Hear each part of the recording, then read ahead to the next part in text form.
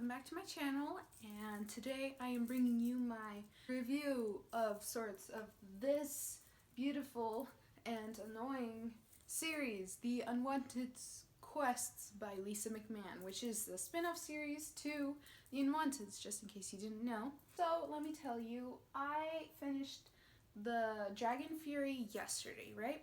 And I am still quite distraught over the fact that, like, I've kind of grown up with this series in a way, you know? Like, I started it, to be fair, a little later than most, I guess, in 6th grade for me. So, I mean, that's like 7 years of commitment if you think about it. Like, I don't know. I'm very sad that it's over. It's like the first, well, not the first. I think there was another series I really liked to the last book, and, like, the ending and everything. It felt like an ending. Like, it really... It wasn't necessarily the ending maybe I would have wanted, but it was kind of one that I needed, if that makes any sense. Like, I'm just trying to give, like, the general overview of the series right now, and then I'll get into the spoilers. Don't worry, I will give my opinion later, just in case you were worried that I wouldn't give my 2 cents, but I'm sure you weren't. But anyways, that's, yeah. The first original series is still better, in my opinion. It will always be better. There's nothing that can possibly change that opinion, because the Unwanteds, you know, with Alex and Aaron and all of those, Simberrr, like, originally and stuff. I mean, Simberr's in this series too, obviously, but I don't know. There is definite character development. There was definite character development here, but it never felt so clear as to in this series, and I appreciated that. I mean, Fiffer and Thisbe were really young, but technically Alex and Aaron were really young, but Aaron also made lots of poor decisions, so I kind of love that last book. I mean, I, like, hated every other book before it. Well, I technically liked the 6th book as well, because I felt like the 6th book was getting towards the 7th book, so meh. Okay, the first 4 books were not trash, because that would be mean. I love the world, I loved most of the characters, not all of them, but take in mind how the Barnes & Noble's exclusive edition, like, has advanced. It's gone from, like, this to, like, the squares, you know, like the green kind of, like, squares, and then it went to, like, those, like, circles, and I don't know. But the Barnes & Noble's exclusive edition stuff has evolved. Let me, like, complain for a bit, because my brother spilled water on this book, right? So you gotta I was like, and I actually paid for this one myself, mind you, so I was so mad when he spilled water on this. Okay, and that's why these guys look, like, terrible, except for this one. I don't know why he didn't ruin this one, but yeah, all of these guys look terrible because he decided to borrow them, and right now he's gotten better at, like, taking care of books and stuff, but before he was like, So, yeah, I've trained him pretty well, if I do say so myself, so now he takes care of his books, and unfortunately I only owned 3 of these. I got stuck with the one that was filled with water, you know, but these 4 are technically his. We live in a family where if you have a copy of something, you shouldn't really have another copy of that something. Plus, also, hardcovers are kind of expensive, and while I do have money, not enough to continuously keep buying duplicates of hardcovers. So I've pretty much just been borrowing the books, especially since I haven't been so, like, happy with the series. But now that I finished it, I think I'm going to go back and, like, try to find hardcovers of all the other ones so I can have the complete thing. Because doesn't this look pretty? It looks really pretty, and, like, I don't know. Then I have these 2 hardcovers also, so. Getting off track. Read it. You should definitely read it. I mean, at first I was like, this series sucks. Like, why does this exist? And then now I feel like it exists so we can appreciate the first series better, and so we can appreciate that last book. Because Lisa McMann, in the live streaming sort of thing that I saw of her, she said that she pretty much wrote the end of this book before she even wrote the beginning, because this is stuff that she'd been envisioning since the end of this book. So if you think about it, this story was just to get to this point, but it wouldn't have been okay to write that ending at the end of the first series, because it would have felt, I don't know, too close. I do recommend you reading it. Maybe if you don't want to purchase copies of it, ebooks are probably cheaper, I guess, in that aspect, or you can just rent from your local library or something, or borrow from someone else who's already purchased the books, until you get to the end, and then maybe you might change your mind and wish that you had bought like first edition copies of, you know, I don't know. It's just, it's this whole roller coaster of emotions, I think, and I'm still trying to like grapple with those emotions. But this is about the end of my spoiler-free review. It wasn't really a review, it was more an opinion. I do think you should read it just for the ending, but also maybe the way that that book is, like the way that these two books were, was pretty good. Revenir, I don't know how to say the name, is definitely a villain for the ages. She's definitely one of those kind of better villains. Not that other people weren't good villains. Not that they're good villains, but they're good villains, if that makes any sense. I don't know. I'm still sad. I'm like, I was crying. And I haven't cried since that scene in Keeper of the Lost Cities. Okay, so if you have not read the series, or I advise you to go read the series on your own and then come back and watch this, because I don't want to start putting opinions in your mind that aren't.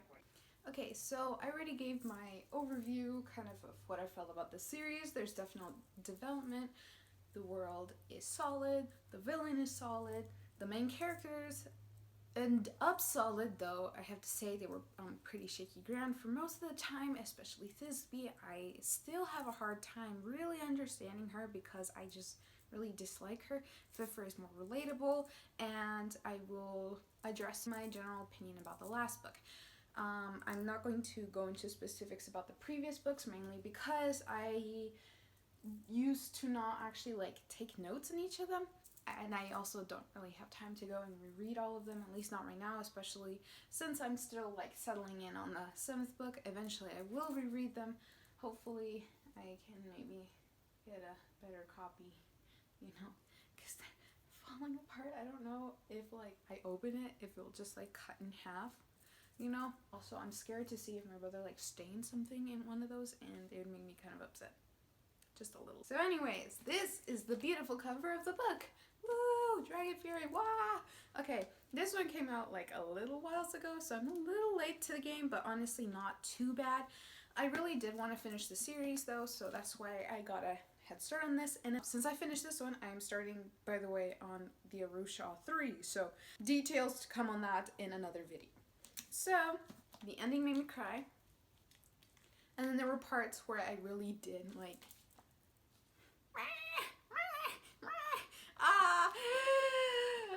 okay, I'm allowed to spoil, right? The main thing is Spike Furious killing the Rivenar was, first, it was so unique, and second, unpredictable, and third, so ingenious. Like, instead of having like Thisbe or Fiffer, because Fiffer did try, because Thisbe, like, she couldn't kill the Rivenar because she felt like she was still the lost girl, but honestly she was an adult, and I understand that maybe she had a heart. I kind of felt bad for her, but not, I was more like Fiffer, like, I know, I understand you, Thisbe, but we gotta do what we gotta do, because she's planning to kill everybody, and she doesn't matter who gets hurt. Well, she's probably not planning to kill Thisbe, which is probably why Thisbe was a bit more sympathetic, because she could tell that the Rivenar really didn't want to kill her.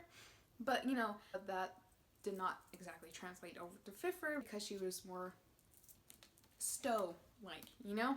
And then I was thinking that maybe it would be some sort of justice, you know, for Aaron if he ended up killing the Rivenar, because the Rivenar pretty much killed Ishibashi, which is really his death at the end of the 6th book was pretty brutal, because like because he really did kind of like raise Aaron. I mean, not that he was a child, but essentially when he was like, when Ishibashi like saved Aaron started anew. So Ishibashi like raised Aaron to become the man that he is now. And while I was really upset about it at the beginning, not the beginning, but like you know, during the series when Aaron ended up being more powerful than Alex, and Aaron ended up like having this whole like redemption arc. I didn't appreciate it at the time. I appreciate it now once I got over like my jealousy on behalf of Alex. I was like, but Alex is head mage. He's the most powerful, isn't he? And they kill Alex. I'm still mad. Why did he come back to life? I don't know. She shouldn't have killed him off. So besides Ishibashi, there's really no one who dies, actually, if I'm being quite honest. There's a point where Fox gets hurt, but he doesn't actually end up dying because he's made of driftwood, and since he's a magical creature, then you can just bring him back to life. So that wasn't really an issue. The only two people who actually died was Haluka. I know he's the father of Lainey, period. And then Copper, who's the mother of Sky and her brother, whose name I can't remember right now. Oh god, there's just, you know, there's so many characters in these books, like it's ridiculous. Like there was a ton of characters in the original Unwanteds, but times that by 2 because now there's like a whole new like scale of things. I had problems with like 3 things. One of them, Seth and Prindy came out of nowhere.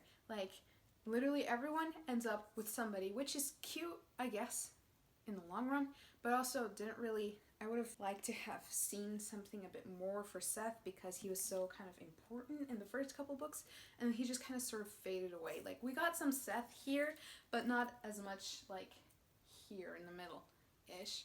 And I mean, I understand why not, because he wasn't really the main character, but at the same time I felt kind of bad for him. Also, I had a problem with how like the chapter before the last chapter, or it's in the last chapter, pretty much it was like a run over of how everyone died, and I really did not need to know like everyone like dying off one by one, and I was just like, okay, I mean I get that they're getting old, but like legit, no, I don't want to like hear them like dying and stuff. Like that just kind of bothered me a bit, I guess. But at the end, it ended up getting to the end of the last chapter, which was what you find out is beyond the door, and I liked the idea that, you know, people end up going on another adventure after they die, and Aaron got to be with Alex. I got to hear from Alex again, and Megan, and Liam. Though I have to say I had trouble remembering who Liam was, so I had to like go back and be like, oh, that's who he is, right? So yeah, then you got Marcus today, so you gotta love that. And we got Eva Fathom. I don't know, it was just like kind of like happy reunion, even though they were like dead, but it was kind of happy in the end. I appreciated getting to hear from Alex one more time, and I think that's what I really needed, because Alex is the whole reason, you know? And then they killed Alex off, and that wasn't fair to me, in my opinion. But I'm glad that Aaron and Ishibashi got to die, you know, because they were worried that they would be immortal forever, and I think that would have been really rough for them if they had to like live for like ever and ever, and then watching people die. I feel bad for Daniel, Aaron's son, because the thing is I don't really know exactly how much time has passed. So I'm pretty sure Daniel had children already, so Aaron was like their grandfather is what I gathered from this.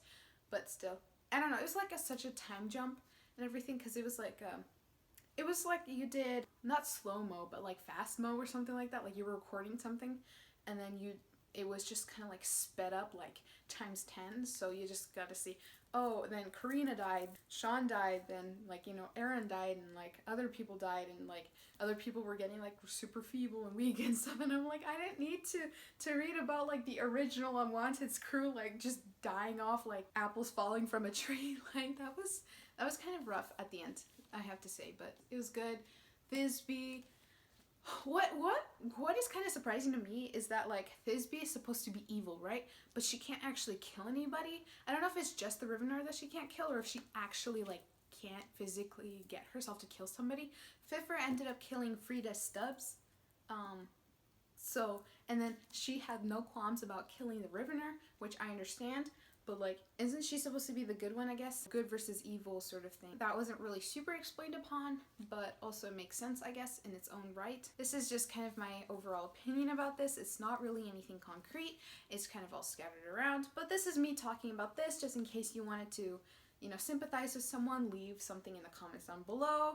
I'm super duper curious to know what you thought about this series, whether you thought it should have existed or not, whether you thought it kind of redeemed, the series had its own redemption like arc, because at the beginning I thought that it was not going good, because I don't know if you've noticed this, but pretty much the sons and daughters of like the heroes, or like the younger siblings of heroes, end up being these like super spoiled brats. I don't know if you've noticed that, but like even like with Mary Lou and the Legend series, I don't know, is that spoiler?